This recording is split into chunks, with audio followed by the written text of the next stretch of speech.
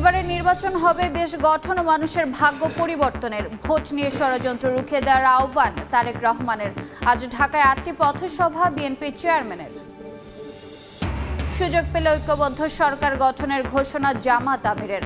মোহাম্মদপুরের নির্বাচনী জনসভায় যোগ দেবেন কিছুক্ষণ পর, অপেক্ষায় নেতাকর্মীরা। শেষ সময়ের প্রচারণা তুঙ্গে, প্রতিশ্রুতি নিয়ে ছুটছেন পাড়া মহল্লায়। ভোটারদের মন জয়ের সর্বোচ্চ চেষ্টায় প্রার্থীরা। নির্বাচনী এলাকায় উৎসব মুখর পরিবেশ। নির্বাচন সামনে রেখে ইচ্ছে মতো গাড়ি রিকুইজিশন পুলিশের। মালিককে না জানিয়ে স্লিপ ধরিয়ে দেওয়ার অভিযোগ। আইন মেনেই করার দাবি, ঠিক হয়নি ক্ষতিপূরণের অঙ্ক। এবং তলানিতে নেমেছে বেসরকারি খাতের ঋণ প্রবৃদ্ধি। নীতি সুধার অপরিবর্তিত রেখেই মুদ্রানীতি ঘোষণা করছে কেন্দ্রীয় ব্যাংক। বাস্তবমুখী পদক্ষেপ নেওয়ার তাগিদ।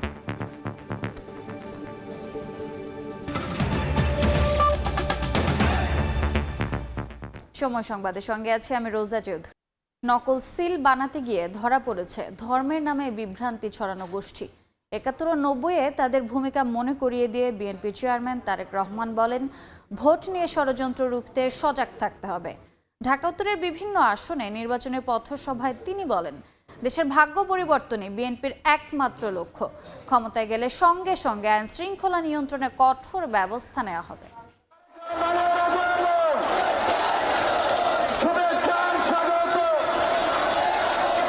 পথে পথে পথসভা, উচ্ছ্বাসের শেষ নেই মানুষেরও। রাজধানীর বিভিন্ন স্থানে বিএনপি চেয়ারম্যানের নির্বাচনী জনসংযোগে ঢল নামে নেতাকর্মীদের। নিজ নির্বাচনী আসন ঢাকা ১৭-র ইসিবি চত্বরে পথসভায় তারেক রহমান পৌঁছতেই স্লোগানে স্লোগানে স্বাগত জানান নেতাকর্মীরা। বক্তব্যের শুরুতেই এই এলাকার সন্তান হিসেবে ধানের শীষে ভোট চান বিএনপি চেয়ারম্যান। বলেন, রাজধানী সহ পুরো দেশকে নিরাপদ ও বাসযোগ্য হিসেবে গড়ে তোলা হবে। দেশের মানুষের ভোটে নির্বাচিত হলে আমরা সমগ্র দেশ সহ এই ঢাকা শহরকে একটি নিরাপদ শহরে রূপান্তরিত করতে চাই। যেই শহরে মা বোনেরা নিরাপদে নিশ্চিন্তে যে কোনো সময় দিনে যে কোনো সময় হাঁটতে পারবেন, যেই শহরের মানুষ নিরাপদে বসবাস করতে পারবে, ব্যবসা বাণিজ্য চাকরি বাকরি করতে পারবে। বিএনপি 12 তারিখে সরকার গঠন করলে আমরা সমগ্র ঢাকা শহরে অন্তত 40টি খেলার মাঠ তৈরি করবো ইনশাআল্লাহ।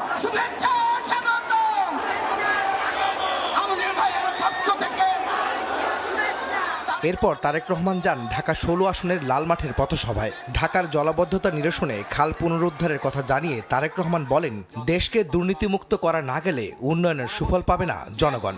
এই দেশকে পুনর্গঠন করা, এই দেশের মানুষের ভাগ্যের পরিবর্তন করা, এটি হবে আমাদের একমাত্র সামনের লক্ষ্য। আমরা যত পরিকল্পনায় গ্রহণ করি না কেন, যদি আমরা দুর্নীতির লাগাম টেনে ধরতে না পারি, তাহলে জনগণের ভাগ্য পরিবর্তন করা অত্যন্ত দুরূহ ব্যাপার হয়ে যাবে। তার জন্য আমরা দুর্নীতি এবং আইন শৃঙ্খলা রক্ষা যে কোনো মূল্যে জনগণের জন্য, এই দেশের জন্য আমরা নিশ্চিত করব। এটি আমাদের সর্বোচ্চ সিদ্ধান্ত। আমাদের ঢাকা 15 আসনের মিরপুর 10 নম্বরের আদর্শ স্কুল মাঠে পথসভায় যোগ দিয়ে এই এলাকার সমস্যার সমাধানের কথা উল্লেখ করে তারেক রহমান বলেন, 12 ফেব্রুয়ারি হবে জনগণের ভাগ্য উন্নয়ন ও দেশ পুনর্গঠনের নির্বাচন। কিভাবে দেশের নারীদেরকে আরো ক্ষমতায়ন করা যায়, আমরা দেশের কৃষকদেরকে কিভাবে অর্থনৈতিক মেরুদণ্ড শক্তিশালী করা যায়, সেই পরিকল্পনা গ্রহণ করেছি। এই সকল পরিকল্পনা যদি বাস্তবায়ন করতে হয়, তাহলে আমি এবং আমার দল বিএনপির আপনাদের সহযোগিতা সমর্থন ছাড়া সম্ভব নয়। বিভাগীয় পর্যায়ে গণসংযোগ শেষে এবার রাজধানীতে নির্বাচনী প্রচারণায় বিএনপি চেয়ারম্যান তারেক রহমান। নগরীর বিভিন্ন স্থানে পথসভায় ভোট চাইছেন ধানের শীষের পক্ষে। বললেন, নির্বাচিত হলে জনগণকে সঙ্গে নিয়ে বাস্তবায়ন করবেন তাদের দেয়া অঙ্গীকারগুলো। মিরপুরের কয়েকটি পথসভায় অংশ শেষে রাজধানীতে আরও কয়েকটি পথসভায় অংশ নেন বিএনপি চেয়ারম্যান। আর সেই খবর জানাবেন আমাদের সহকর্মী মুরসালিন হক জুনায়েদ। এদিন সন্ধ্যায় ঢাকা 14 আসনের ন্যাশনাল বাংলা উচ্চ বিদ্যালয়ের মাঠে পথসভায় তারেক রহমান বলেন, নকল সিল বানাতে গিয়ে ধরা পড়ছে ধর্ম নিয়ে বিভ্রান্তি ছড়ানো একটি গোষ্ঠী মানুষকে ধর্মের নামে বিভ্রান্ত করে বিভিন্ন রকম কথা বলে যাচ্ছে। তাদের দলের লোকজন নকল সিল বানাতে গিয়ে ধরা পড়েছে। অতীতেও আমরা দেখেছি দেশ স্বাধীনের সময় কিভাবে তারা দেশের মানুষের বিপক্ষে অবস্থান নিয়ে ষড়যন্ত্র করেছিল। আপনাদেরকে সজাগ থাকতে হবে যেন আবার আপনাদের সেই ভোটকে কেউ আমির আমির নির্বাচন করে বাক্সে বন্দি করতে না পারে। রাতে শ্যামলীতে ঢাকা ১৩ আসনের নির্বাচনী সভায় ক্ষমতায় যাওয়ার সঙ্গে সঙ্গে আইন শৃঙ্খলা নিয়ন্ত্রণে কঠোর হওয়ার বার্তা দেন তারেক রহমান। 12 তারিখে নির্বাচনের পরে 13 তারিখে ইনশাআল্লাহ বিএনপি সরকার গঠনে সক্ষম হলে সবচাইতে বেশি যেই জোরটি আমরা দিব সেটি হচ্ছে বাংলাদেশের মানুষের জন্য আইন শৃঙ্খলার ব্যবস্থা করা এবং রাস্তাঘাটের অবস্থা সবচাইতে নিরাপদ করা, মানুষ যাতে নির্বিঘ্নে নিরাপদে নিরাপত্তার সাথে চলাফেরা করতে পারে। পরে তেজগাঁও শিল্পাঞ্চলের পলিটেকনিক ইনস্টিটিউট মাঠে জোটের প্রার্থী সাইফুল হকের কোদাল মার্কার পক্ষে প্রচারণায় যোগ দেন বিএনপি চেয়ারম্যান। বলেন, আন্দোলনের পরে বিএনপির দেশ গড়ার পরিকল্পনার সঙ্গেও একযোগে কাজ করছে বিপ্লবী ওয়ার্কার্স পার্টি।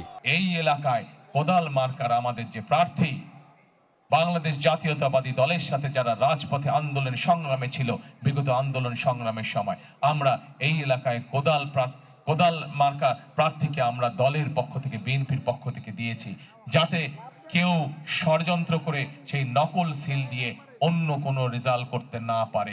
সেই ব্যাপারে আপনাদেরকে সতর্ক থাকতে হবে প্রিয় ভাই বোনেরা, কারণ এইখানে কোদাল জেতা মানেই এখানে ধানের শীষ জেতা।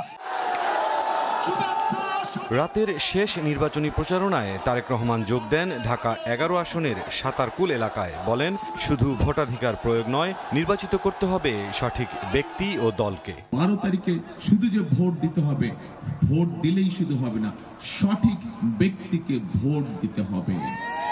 সঠিক ব্যক্তিকে আমাদেরকে বুঝতে হবে কারা মানুষের বিপদের সময় তার পাশে থাকে।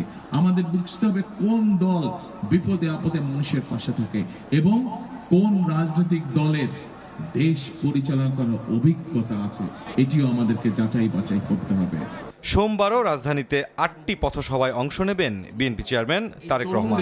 এই যুবকদের আগামী নির্বাচন হবে দেশ গড়ার এবং মানুষের ভাগ্য পরিবর্তনের, আর সে লক্ষ্যে ঢাকা উত্তর সিটির জনসভাগুলোতে নানা পরিকল্পনা তুলে ধরলেন বিএনপি চেয়ারম্যান তারেক রহমান।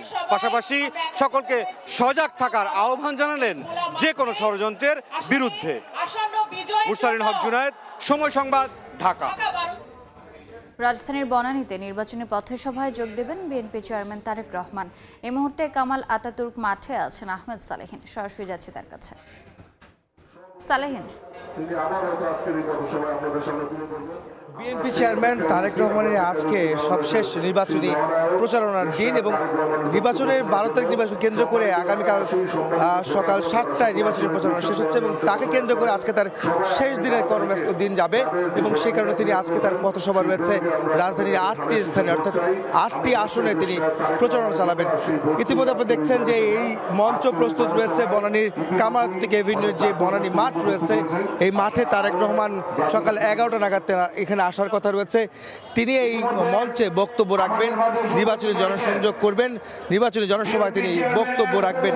আমরা জানতে চাইবো এখানে যুবদলের যিনি সভাপতি রয়েছেন আব্দুল মোনায়েম মুন্না, আপনি আমাদের জানাবেন যে আজকের সমাবেশকে আপনারা কিভাবে সফল করতে চাচ্ছেন এবং আজকে তারেক রহমানের শেষ নির্বাচনী প্রচারণা এখানে কি ধরনের প্রতিশ্রুতি তিনি দিবেন? আসলে ইতিমধ্যে সারা বাংলাদেশে আপনি দেখেছেন যে বিএনপি চেয়ারম্যান জনাব তারেক রহমান, বিএনপি চেয়ারম্যান জনাব তারেক রহমান যেখানে যাচ্ছে জনস্রোত হচ্ছে, জনজোয়ার হচ্ছে। আমি মনে করি তারেক রহমানের এই জনপ্রিয়তার উপর ইনশাল্লাহ ভর করেই বাংলাদেশে ভোট বিপ্লব হবে। সবচেয়ে বড় কথা, ইতিমধ্যে উনি ইশতেহারে ক্লিয়ার করে পরিষ্কারভাবে বার্তা দিয়ে দিয়েছেন এই বাংলাদেশকে গঠন করতে হলে কি চ্যালেঞ্জ সামনে, এবং ওই চ্যালেঞ্জকে মোকাবেলা করেই ইনশাল্লাহ উনি আগামীর সমৃদ্ধ এবং স্বনির্ভর বাংলাদেশ করবেন। উনি বলেছেন বাংলাদেশ গঠন করতে হলে অবশ্যই দুর্নীতির লাগাম টেনে ধরতে হবে, সুশাসন এবং জবাবদিহিতামূলক বাংলাদেশ করতে হবে। ধন্যবাদ আপনাকে। আরেকজনের সাথে কথা বলবো, যিনি ছাত্রদলের সেক্রেটারি নাসির। আমি জানতে চাইবো আজকের এই সমাবেশে তারেক রহমান কি বার্তা দিবে যুব সমাজের জন্য? এখানে মূলত জনাব তারেক রহমান যেহেতু নিজেই প্রার্থী, উনি নিজেই সংসদ সদস্য হিসাবে উনি প্রার্থী। গুলশান বনানীতে আসলে দুই ধরনের ভোটার রয়েছে। সমাজের সবথেকে যারা প্রতিষ্ঠিত তারা এখানে ভোটার রয়েছে, আবার হচ্ছে পিছিয়ে পড়া জনগোষ্ঠীও এখানে ভোটার রয়েছে। আমরা যেখানে দাঁড়িয়ে রয়েছি তার কয়েক মিটার পরেই সবচেয়ে বড় বস্তি এখানে রয়েছে। সুতরাং আমরা মনে করি তাদের উদ্দেশ্যে বক্তব্য যেরকম দিবেন, আবার সমাজে প্রতিষ্ঠিত যারা জনগণ বিশেষ করে গুলশান বনানীতে থাকে তাদের সমস্যাগুলো নিরসনে জনাব তারেক রহমান বক্তব্য দিবেন বলে আমরা মনে করি। আর আজকেই জনাব তারেক রহমানের সর্বশেষ নির্বাচনী জনসভা, আমরা মনে করি যে ওনার রাজনৈতিক বিভিন্ন বার্তা আসলে জনগণের উদ্দেশ্যে দিবেন বলে মনে করি।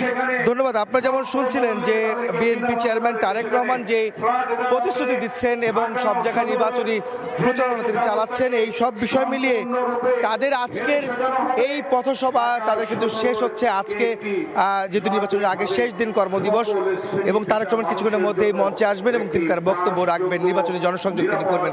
তো এই ছিল আমার কাছে বনানীতে বিএনপি চেয়ারম্যান তারেক রহমানের গণসংযোগ ও নির্বাচনী প্রচারণার সবশেষ খবর। সরাসরি যুক্ত ছিলাম বনানীতে। এদিকে নির্বাচনী প্রচারণার শেষ মুহূর্তে রাজধানী মোহাম্মদপুরে নির্বাচনী জনসভায় যোগ দেবেন জামাত আমির ডাক্তার শফিকুর রহমান। এই মুহূর্তে সেখানে আছেন সহকর্মী মনির হোসাইন। সরাসরি যাচ্ছি তার কাছে। মনির,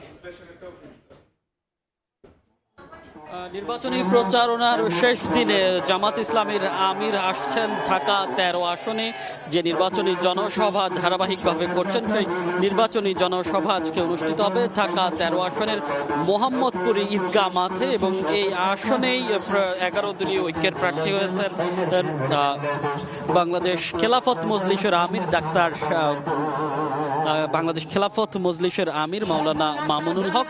তার যেই নির্বাচনী আসন, সেই নির্বাচনী আসনেই আজকে যে নির্বাচনী সমাবেশ, সেই সমাবেশে উপস্থিত হবেন জামাত ইসলামীর আমির ডাক্তার শফিকুর রহমান। সেই সঙ্গে উপস্থিত হওয়ার কথা রয়েছে এনসিপির আহ্বায়ক এবং ঢাকা 11 আসনের প্রার্থী নাহিদ ইসলাম। তবে 10টা থেকে শুরু হওয়ার কথা থাকলেও এখনো আনুষ্ঠানিকভাবে শুরু হয়নি। আমরা দেখেছি বিভিন্ন জায়গা থেকে এবং বিভিন্ন ওয়ার্ড এবং ইউনিয়ন থেকে জামাত ইসলাম এবং যে খেলাফত মজলিস তাদের যে নেতাকর্মীরা তারা আসছেন, এখনো পুরোপুরি আনুষ্ঠানিকভাবে শুরু হয়নি এবং মাঠে এখনো আসলে যে নেতাকর্মী তারা আসছেন এবং তারা যেটি বলছেন যে এই যে 13 আসনের যে সমস্যাগুলো আছে সেই সমস্যাগুলো সমাধানের যে আশ্বাস, সেই আশ্বাস আজকে জামাত আমির এবং এই আসনের প্রার্থী মাওলানা মামুনুল হক তাদেরকে দিবেন। বিশেষ করে মোহাম্মদপুর, আদাবর, শেরে বাংলার এই অংশটি চাঁদাবাজি থেকে শুরু করে বিভিন্ন অপরাধমূলক কাণ্ড বেশি হয়ে থাকে। সেসব ক্ষেত্রে তাদের যে প্রতিশ্রুতি, সেই প্রতিশ্রুতি শোনার অপেক্ষায় আছেন এখানকার যে সাধারণ ভোটাররা আছে। তবে জামাত ইসলামীর আমির এখানে সমাবেশের পর তার নির্বাচনী যে আসন ঢাকা 15তে একটি পথসভা এবং তারপরে দোহারে আরও একটি জনসভায় অংশ নেওয়ার কথা রয়েছে আজকে। তো এই ছিল মোহাম্মদপুর ঈদগাহ মাঠ থেকে আমার কাছে সবশেষ। সরাসরি যুক্ত ছিলাম মোহাম্মদপুরে। সময় সংবাদে আরও থাকছে। মুন্সিগঞ্জের শ্রীনগরে ঢাকামুখী পিকআপ ভ্যানে আরেক গাড়ির পেছন থেকে ধাক্কা, চালক ও হেলপার নিহত, অভিযুক্ত চালক পলাতক।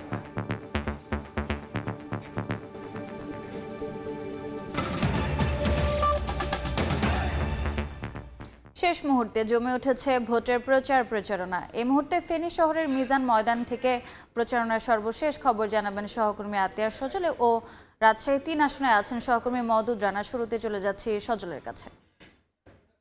সজল, আমরা রয়েছি ফেনীর ঐতিহ্যবাহী মিজান ময়দান। সেইখানে কিছুক্ষণ পরেই ফেনীর 2 আসনের বিএনপি মনোনীত প্রার্থী যিনি রয়েছেন অধ্যাপক জয়নাল আবেদিন ভিপি, তার সমর্থনে একটি গণমিছিল বের হবে। ইতিমধ্যে প্রার্থীসহ এখানে তাদের নেতাকর্মীরা উপস্থিত হতে শুরু করেছেন।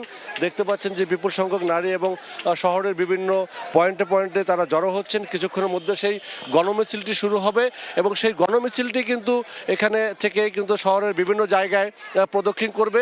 সব মিলেই কিন্তু আমরা যেটা দেখতে পাচ্ছেন যে এই মিজান ময়দান থেকেই এই গণমিছিলটির যে যাত্রা শুরু। আপনাদেরকে যদি বলে রাখি, ফেনীর এই সংসদীয় আসনে কিন্তু 11 জন প্রার্থী প্রতিদ্বন্দ্বিতা করছেন এবং এখানকার প্রায় 4,32,000 ভোটার রয়েছে। সেই 4,32,000 ভোটার যারা রয়েছেন তারাই কিন্তু ভোটাধিকার প্রয়োগ করবেন 146টি কেন্দ্রে। সব মিলেই কিন্তু আমরা দেখতে পাচ্ছেন এখানে নেতাকর্মীরা উপস্থিত হয়েছেন। তারা এখানকার বিভিন্ন ইউনিট থেকে নেতাকর্মীরা আসবে, সেই নেতাকর্মীরা কিন্তু এখান থেকে মিছিল সহকারে বের হবেন এবং সব কিছু ঠিক থাকলে আগামী 12ই ফেব্রুয়ারি এখান থেকে যারা ভোটার রয়েছেন তারা কিন্তু তাদের নিজস্ব ভোট প্রয়োগ করে তাদের যে প্রতিনিধি পাঠাবেন। এখানকার বিএনপি যিনি প্রার্থী রয়েছেন, এর আগেও তিনি 3 বার সংসদ সদস্য নির্বাচিত হয়েছিলেন। তিনি কিন্তু দাবি করছেন ব্যাপক উন্নয়ন করেছেন তার আমলে এবং তিনি সংসদ সদস্য থাকা অবস্থায় এবং তার সেই উন্নয়নের কর্মকাণ্ডের কারণে এবং বিএনপি অধ্যুষিত এই জেলায় কিন্তু তাকে আবারও পুনরায় নির্বাচিত করে জাতীয় সংসদে পাঠাবেন এবং বেগম খালেদা জিয়ার যে অসমাপ্ত কাজগুলো রয়েছে সেগুলো তিনি সমাপ্ত করবেন এবং ফেনীতে একটি মেডিকেল কলেজ এবং প্রাইভেট বিশ্ববিদ্যালয়, এখানে যে পাবলিক বিশ্ববিদ্যালয় স্থাপনের যে দাবি সেগুলো কিন্তু তিনি প্রতিশ্রুতি দিচ্ছেন। সব মিলেই কিন্তু যে এই যে জমজমাট রয়েছেন, প্রার্থীরাও কিন্তু সবাই মাঠে ঘাটে চষে বেড়াচ্ছেন। এখানকার মূল প্রতিদ্বন্দ্বী প্রার্থী বিএনপি যিনি রয়েছেন 11 দলীয় জোটের এবি পার্টির চেয়ারম্যান মুজিবুর রহমান মঞ্জু, ইগল পত্রিকার তিনিও কিন্তু মাঠঘাট চষে বেড়াচ্ছেন। সব মিলেই কিন্তু মানুষজন মুখিয়ে রয়েছেন আগামী 12 ফেব্রুয়ারি যে নির্বাচন হবে সেই ভোট দিয়ে তাদের নির্বাচিত যে পছন্দের প্রতিনিধি তাদেরকে নির্বাচিত করবেন। আমরা চলে যাব রাজশাহীতে, সেখানে রয়েছেন আমাদের সহকর্মী মওদুদ রানা, সেখানকার পরিস্থিতি জানাবেন তিনি। আর মাত্র 20 ঘন্টা, আগামীকাল সকাল 7টা পর্যন্ত প্রচারণার সময় রয়েছে। এই 20 ঘন্টায় সকল প্রার্থীর কাছে পৌঁছানোর, সকল প্রার্থীরা আসলে ভোটারদের দ্বারে দ্বারে পৌঁছানোর চেষ্টা করছেন এবং নির্বাচনী যে প্রচারণা সেটি আসলে তুঙ্গে। আমরা যেটি দেখছি যে জেলার যে 6টি আসন রয়েছে, প্রার্থীরা সকাল থেকে শুরু করেছেন তাদের নির্বাচনী প্রচারণা। আমরা এই মুহূর্তে রয়েছি রাজশাহীর 3 পবা মোহনপুর যে আসন, সেই আসনের নওহাটা বাজারে এবং এখানে প্রচারণা করছেন বাংলাদেশ জামায়াতে ইসলামীর যিনি প্রার্থী রয়েছেন আবুল কালাম আজাদ। আমরা সকাল থেকেই দেখছি বিভিন্ন এলাকায় ব্যবসা প্রতিষ্ঠান এবং বিভিন্ন গ্রামগঞ্জে তিনি প্রচারণা করছেন। তিনি বায়া বাজার থেকে মূলত এই প্রচারণা শুরু করেছেন এবং এখন রয়েছেন নওহাটা পৌরসভায়। আমরা কিছুক্ষণ আগে কথা বলছিলাম, তিনি যেটি বলছেন যে শেষ মুহূর্তের প্রচারণায় একটু সময়ও তিনি নষ্ট করতে চান না। তিনি যে প্রত্যেকটি ভোটারের কাছে শেষবারের মতো আসলে তিনি পৌঁছাতে চান, কথা বলতে চান এবং তিনি তার যে ভোট সেই প্রার্থনা করতে চান। আমরা যেটি দেখছি যে শেষ মুহূর্তে তিনি তার যে প্রতিশ্রুতি রয়েছে, ইশতেহার রয়েছে, সেই ঘোষণাটি ভোটারদের দ্বারে দ্বারে দিচ্ছেন এবং তিনি আগামী দিনের যে উন্নয়ন, সেই উন্নয়নের কথা বলছেন। এবং আমরা যেটি দেখছি যে সাধারণ মানুষও কিন্তু ব্যাপক আগ্রহ রয়েছে, যারা প্রার্থীরা রয়েছেন তাদেরকে উৎসাহ দিচ্ছেন এবং এই জামাতে ইসলামীর যিনি প্রার্থী রয়েছেন আবুল কালাম আজাদ, তিনি অভিযোগ করছেন যে এই ভোটের এখন পর্যন্ত আচরণবিধি লঙ্ঘিত হচ্ছে, কিন্তু তিনি প্রশাসনকে বলেও কোনো সুরাহা পাননি। তিনি বলছেন যে ভোটের দিন অন্তত লেভেল প্লেইং ফিল্ড থাকবে এবং প্রশাসন দক্ষ হাতে সবকিছু সামলাবেন, সেটি তিনি প্রত্যাশা করেন। এই ছিল রাজশাহী থেকে আমার কাছে সর্বশেষ। সরাসরি যুক্ত ছিলাম রাজশাহী এবং ফেনীতে। দেখছেন সময় সংবাদ, সঙ্গে থাকুন। কেন্দ্র করে বিভিন্ন ধরনের যানবাহন রিকুইজিশন করছে ঢাকা মহানগর পুলিশের ট্রাফিক বিভাগ। যানবাহন মালিকদের অভিযোগ, তাদের সঙ্গে কথা না বলেই রাস্তায় গাড়ি আটকে জোর করে রিকুইজিশন স্লিপ ধরিয়ে দেওয়া হচ্ছে। সড়ক পরিবহন মালিক সমিতি বলছে রিকুইজিশন করলে ক্ষতিপূরণের বিধান থাকলেও কোনো আলোচনা করা হয়নি। আর ট্রাফিক বিভাগ বলছে আইন মেনেই করা হচ্ছে রিকুইজিশন, তবে গাড়ির ক্ষতিপূরণের অঙ্ক এখনো ঠিক হয়নি। মাসুদুর রহমানের রিপোর্ট।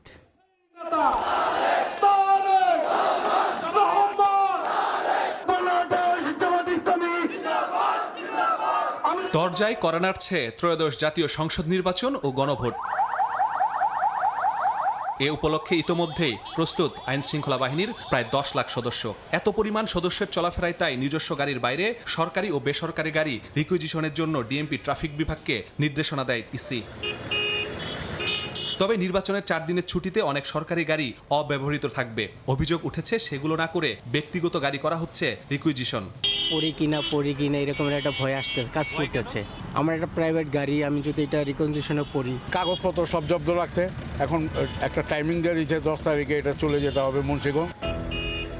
একই চিত্র গণপরিবহনের ক্ষেত্রেও রাজধানীর আজিমপুর থেকে গাজীপুর গ্রামে ভিআইপি পরিবহনের এই মালিকের 2টি গাড়ি করা হয়েছে রিকুইজিশন। তার অভিযোগ, তাকে জানানোর প্রয়োজন মনে করেনি ট্রাফিক পুলিশ। রাস্তায় আটকে ধরিয়ে দেওয়া হয়েছে স্লিপ। আমার এটার ক্ষতিপূরণটা দিবে কে? এটাই আমার দরকার, না হলে আমার পেটে লাথি পড়বে। রিকুইজিশনে গাড়ি যাবে, স্টাফের যে বেতন বা তাদের যে সংসার চালানোর যে খরচটা, এই ন্যূনতম খরচটাও সরকার আমাদের দিচ্ছে না।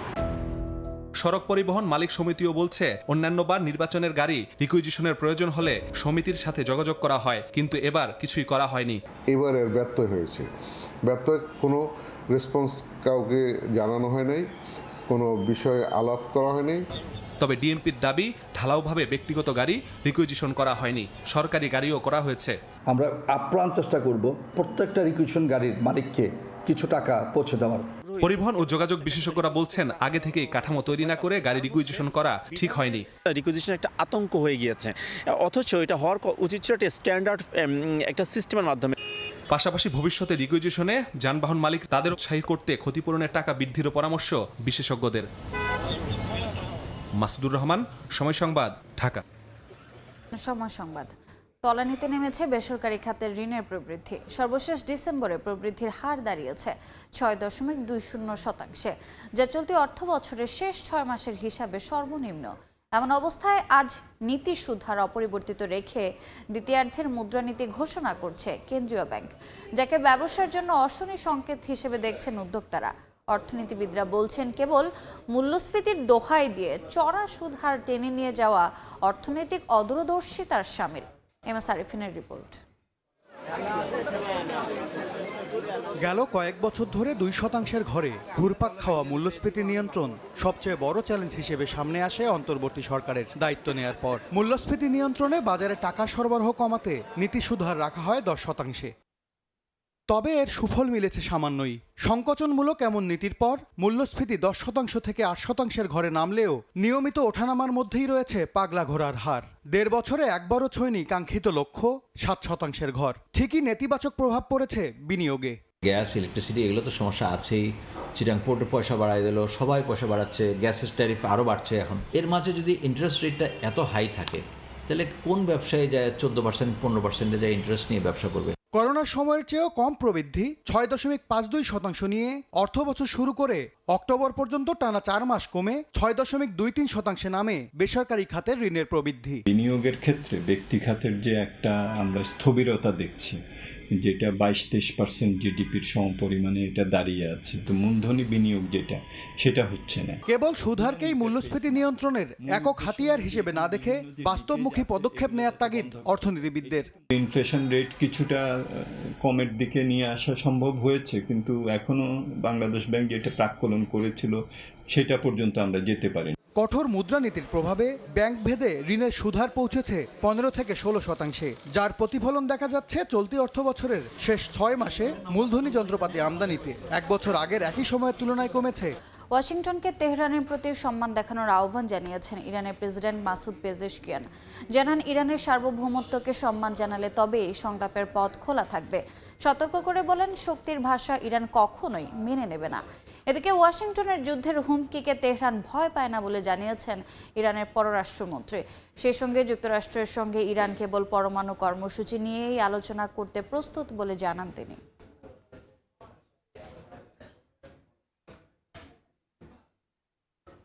সময় সংবাদ। এবারে খেলার খবর।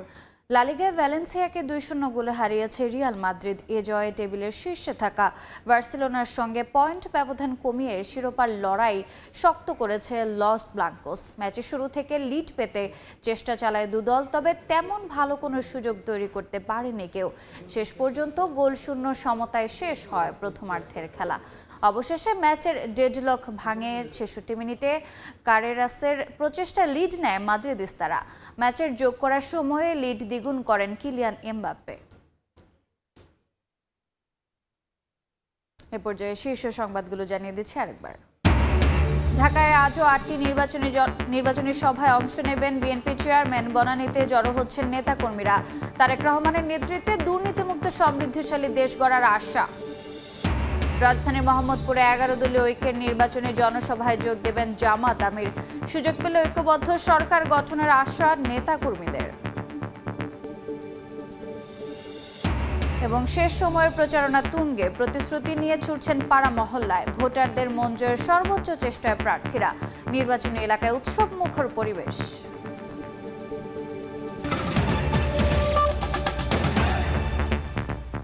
এ ছিল সকাল 10টার সময় সংবাদে। এরপর এ সময়ের বাণিজ্য নিয়ে সঙ্গে থাকবেন ফরহাদুর রহমান।